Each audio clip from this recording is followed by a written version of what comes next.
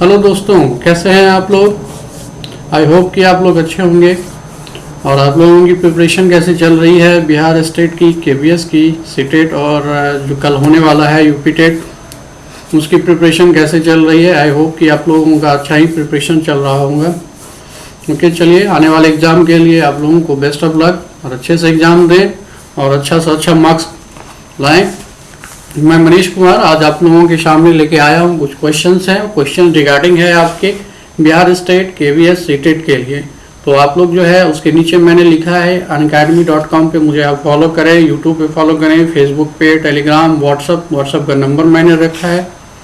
तो आप लोग जो है इस पर मुझे फॉलो कर सकते हैं, देख सकते हैं। न्यू वीडियोज़ मैं लाता रहता हूँ रिगार्डिंग जो है आपके टीईटी एग्ज़ाम्स के लिए, ठीक है। तो आप लोग उस पर अपडेट्स को देखते रहिए और क्वेश्चंस जो भी सारे आ रहे हैं आपके सामने, वो क्वेश्चंस आपके लिए काफ़ी हेल्पफुल है और आने वाले एग्ज़ाम्स के लिए काफ़ी हेल्पफुल है। तो इसीलिए आप मेरे वीडियो के साथ बने रहें। सो चलिए अब स्टार्ट करते हैं हम लोग क्वेश्चन। तो उससे पहले मैं ये कहना चाहूँगा कि आप मुझे लाइक करें, शेयर करें, सब्सक्राइब करें यूट्यूब चैनल को भी, और unacademy.com को भी आप मुझे फॉलो करें वहाँ पे जाके। चलो ओके, तो स्टार्ट करते हैं हम लोग। पहला क्वेश्चन है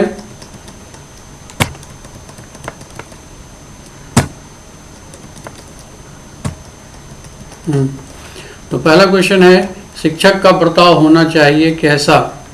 प्रशासनात्मक, निर्देशात्मक, आदर्शवादी, शिक्षाप्रद। शिक्षक का बर्ताव कैसा होना चाहिए, इसका होना चाहिए आदर्शवादी, ठीक है। तो सी आंसर इसका होगा।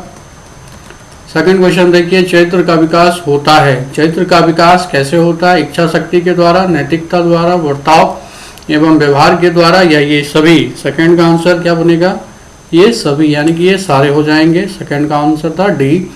थर्ड क्वेश्चन देखिए, असंगठित घर से आने वाला बच्चा सबसे अधिक कठिनाई का अनुभव करेगा। असंगठित घर से आने वाला बच्चा सबसे अधिक कठिनाई का अनुभव करेगा कब, सुनिर्मित पाठों में, अभ्यास पुस्तिकाओं में, नियोजित निर्देश में, स्वतंत्र अध्ययन में। तो इसका जो राइट आंसर क्या बनेगा, थर्ड का डी, यानी कि स्वतंत्र अध्ययन में। डी राइट आंसर होगा। चौथा क्वेश्चन देखिए, बचपन का सांप्रतिक दृष्टिकोण की मान्यता है। बचपन का सांप्रतिक दृष्टिकोण का मान्यता क्या है, इसमें से बहुत तरीके से बच्चे प्राप्त वयस्कों के बराबर होते हैं। बच्चों को युवा प्राप्त वयस्कों के रूप में सबसे अच्छा माना जाता है। सी, बचपन आधारित रूप से प्रतीक्षा अवधि है। बचपन वृद्धि एवं परिवर्तन की एक अनूठी अवधि है। तो चौथे का जो है आंसर क्या बनेगा, डी, यानी कि डी जो है आपका ये राइट आंसर है। पांचवा क्वेश्चन देखिए, एक शिक्षक के लिए सबसे महत्वपूर्ण क्या है। कक्षा में अनुशासन बना के रखना, या ए सुवक्ता होना चाहिए, विद्यार्थियों की कठिनाइयों को दूर करना, या कक्षा में समयानुवर्ती होना चाहिए। पांचवे का आंसर क्या बनेगा, सी, विद्यार्थियों की कठिनाइयों को दूर करना उनको आना चाहिए। छठा क्वेश्चन देखते हैं, एक शिक्षक विद्यार्थियों में सामाजिक मूल्यों को विकसित कर सकता है कब, जब महान व्यक्तियों के बारे में बोल करके, उन्हें अच्छी कहानियां सुना करके, आदर्श रूप से बर्ताव करके, या अनुशासन की अनुभूति करके। तो सिक्स का आंसर क्या होगा, सी, आदर्श रूप से बर्ताव करके। सातवां क्वेश्चन देखिए, सेवेंथ, परिवार एक साधन है अनौपचारिक शिक्षा का, दूरस्थ शिक्षा का, गैर औपचारिक शिक्षा का, या डी, औपचारिक शिक्षा का। सातवें का आंसर क्या बनेगा, ए, अनौपचारिक शिक्षा का। परिवार एक साधन है अनौपचारिक शिक्षा का। आठवां, विद्यार्थियों को विद्यालय में खेलना क्यों उचित है। क्या होना चाहिए इसका राइट आंसर, या आंसर बी, या सहयोग एवं शारीरिक संतुलन का विकास करेगा। नौवां क्वेश्चन देखिए, वह अवस्था जिसमें बच्चा किसी वस्तु एवं घटना के बारे में तार्किक रूप से सोचना शुरू करता है कहा जाता है, क्यों।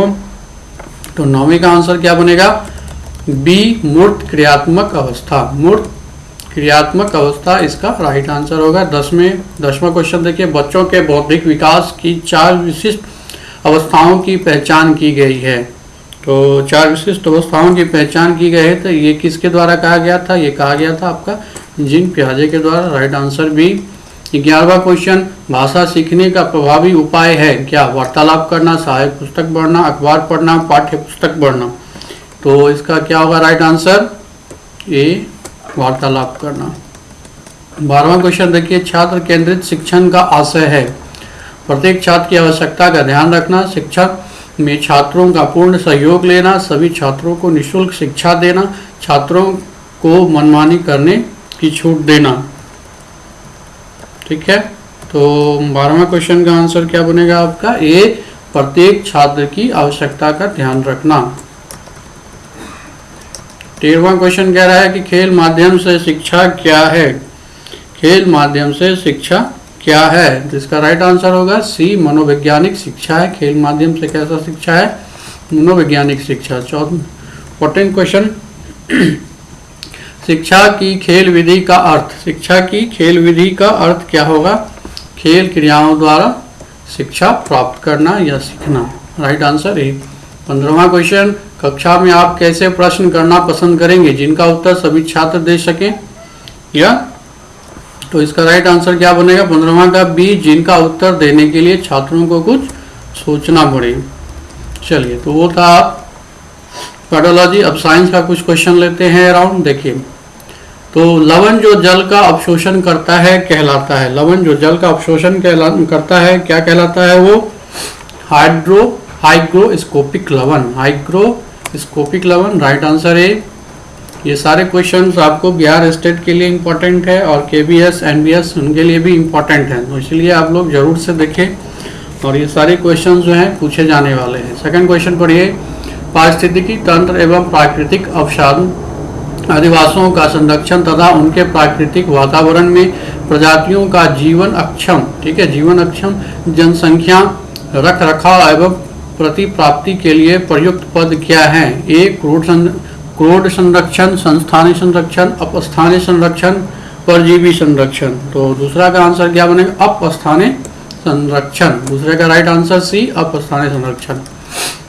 तीसरा क्वेश्चन, सामुद्रिक कच्छपों को जीवंत जीवाश्म कहा जाता है। सामुद्रिक कच्छपों को जीवंत जीवाश्म कहा जाता है क्योंकि वे 150 मिलियन वर्षों से अधिक समय से पृथ्वी में उपस्थित हैं। भारतीय उपमहाद्वीप के जल भाग में पाए जाने वाले 5 प्रजातियों के समुद्री कच्छप में सबसे अधिक संख्या किसकी है? यानी कि तीसरे का आंसर क्या बनेगा? Olive Ridley. ऑलिव रिडले यानी कि सी आंसर इसका बनेगा। चौथा क्वेश्चन देखिए, विश्व उष्मायान के लिए निम्न में से कौन सा एक कारक है? विश्व उष्मायन के लिए निम्न में से कौन सा एक कारक है? तो चौथे का आंसर क्या होगा आपका? ए, वाहनों से निकली गैस। पांचवा क्वेश्चन देखिए, धातु में प्रस्तर किसे कहते हैं? धातु में प्रस्तर किसे कहते हैं? इसका राइट आंसर क्या बनेगा? ये जो घ है यानी कि अयस्क। डी, घ अयस्क। पेड़ पौधे प्रदूषण को घटाते हैं क्योंकि वे अवशोषण करते हैं। तो क्या होगा? पेड़ पौधे प्रदूषण को घटाते हैं क्योंकि वे अवशोषण करते हैं। तो 6 का आंसर क्या होगा आपका? Carbon dioxide. सिंपल क्वेश्चन है। Right answer B, carbon dioxide. भूकंप मापा जाता है किसमें? रेक्टर पैमाने में। कितने रेक्टर पे भूकंप आया? तो राइट आंसर इसका डी। महासागरों में जल स्तर वृद्धि का कारण क्या है? महासागरों में जल स्तर वृद्धि का कारण क्या है? ध्रुवीय प्रदेश में बर्फ का पिघलना। वेरी गुड, राइट आंसर है ये ए। 9वीं का, वातावरण में अत्यधिक हानिकारक सल्फर मिश्रित गैस है।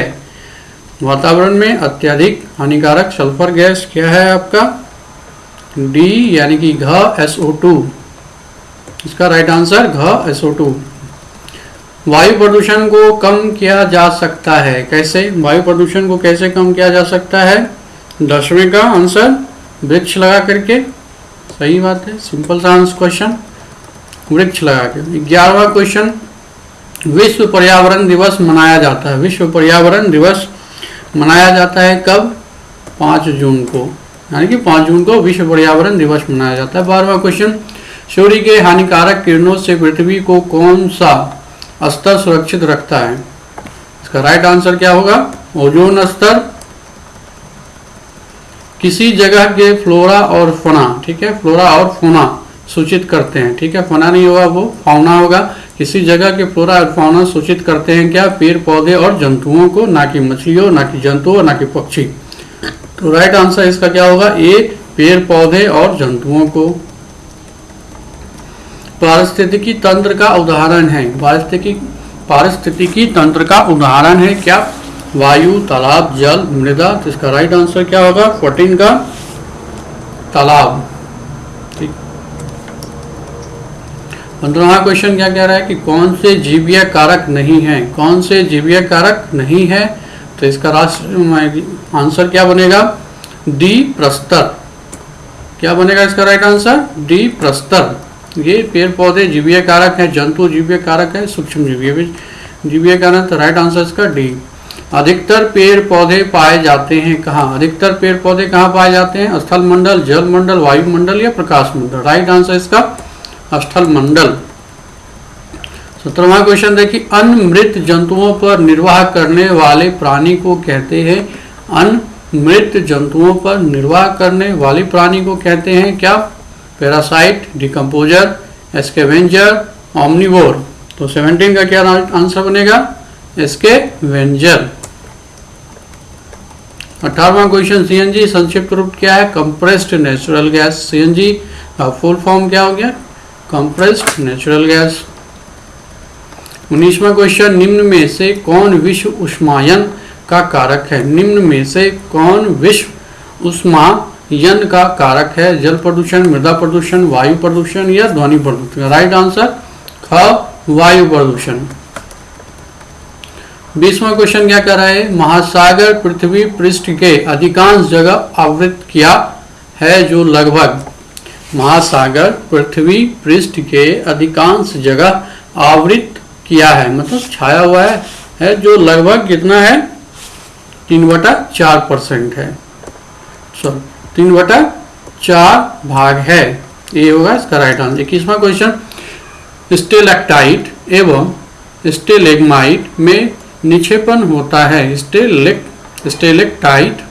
स्टेलेक्टाइट एवं स्टेलेग्माइट में निक्षेपण होता है किसका? सिलिका, मैग्नीशियम, कैल्शियम कार्बोनेट या सोडियम कार्बोनेट। तो राइट आंसर होगा कैल्शियम कार्बोनेट का। 22वां क्वेश्चन, निम्न में से कौन वायु प्रदूषण का एक उदाहरण है? धुआं, कुहासा, वाहनों से निकली हुई गैस, जलती हुई लकड़ी या चारकोल या उपरोक्त सभी। तो इसके क्या होंगे? सारे राइट आंसर हो जाएंगे, यानी कि डी, उपरोक्त सभी। भारत तथा दूसरे देशों में प्रदूषण को रोकने के लिए बनाया गया नियम डैश के प्रयोग को रोकता है। किसके प्रयोग को रोकेगा? प्रदूषण को रोकने के लिए। तो यानी कि सबसे राइट आंसर इसका बनेगा प्लास्टिक की थैली, जो कि गलती नहीं है। ये बिल्कुल क्या फैलाती है? प्रदूषण फैलाती है। ये सालों सालों तक गलती नहीं है। 24वां क्वेश्चन देखिए, हवा में उपस्थित ऑक्सीजन का प्रतिशत कितना है? हवा में उपस्थित ऑक्सीजन का प्रतिशत कितना है? तो इसका राइट आंसर होगा 21%। 25वां क्वेश्चन देखिए, परम तापमान पैमाने कौन सा है? परम तापमान पैमाना कौन सा है? सेल्सियस, फ़ारेनहाइट, केल्विन या ये सभी। इसका राइट आंसर बनेगा आपका केल्विन। प्रकाश संश्लेषण संपादित होता है सभी पौधों द्वारा, सभी जंतुओं द्वारा, सभी हरे पौधों द्वारा, वायरसों द्वारा। इसका राइट आंसर हरे पौधे द्वारा, यानी कि क्लोरोफिल के प्रेजेंस में होता है, जिसमें कि जो हरी पत्तियां जो है या पेड़ पौधे जो अपना भोजन बनाते हैं। तो राइट आंसर इसका सी हो जाएगा। 27 क्वेश्चन देखिए, ध्वनि या ध्वनि प्रदूषण मापा जाता है? ध्वनि या ध्वनि प्रदूषण मापा जाता है डेसिबल में। सभी लोग जानते हैं डेसिबल। 28वां क्वेश्चन क्या कह रहा है? निम्नलिखित में से कौन पर्यावरण के लिए हानिकारक है? निम्नलिखित में से कौन पर्यावरण के लिए हानिकारक है? सिंपल सा है, प्लास्टिक। तो चलिए इसी के साथ ये आपका कंप्लीट होता है। अराउंड 28 क्वेश्चन जो है साइंस में था, 15 क्वेश्चन आपका बायोलॉजी का था। तो ये काफ़ी इंपॉर्टेंट क्वेश्चन थे जो कि हमेशा पूछे जाते हैं। क्वेश्चन बहुत ईजी क्वेश्चन है, लेकिन हमेशा पूछे जाने वाले क्वेश्चन है। तो कृपया इसको जो है आप लोग जरूर से देखें, और अगर आपको क्वेश्चन अच्छा लगे तो लाइक, शेयर और सब्सक्राइब जरूर करें। ओके दोस्तों, और ठंड में बच के रहें। और आने वाला जो जनवरी है, 28 जनवरी को बिहार स्टेट का एग्ज़ाम होने वाला है। जो भी लोग बिहार से हैं और जो भी मेरा ये वीडियो देख रहे हैं, तो कृपया आप लोग अच्छे से प्रिपरेशन कीजिए और अच्छा से अच्छा मार्क्स लाइए, क्योंकि 2011 के बाद आपका 2019 में ही हो रहा है, तो फिर आगे कब होगा इसकी कोई गारंटी नहीं है। तो इसलिए मौका मिला है तो मौका को भुना लीजिए आप लोग।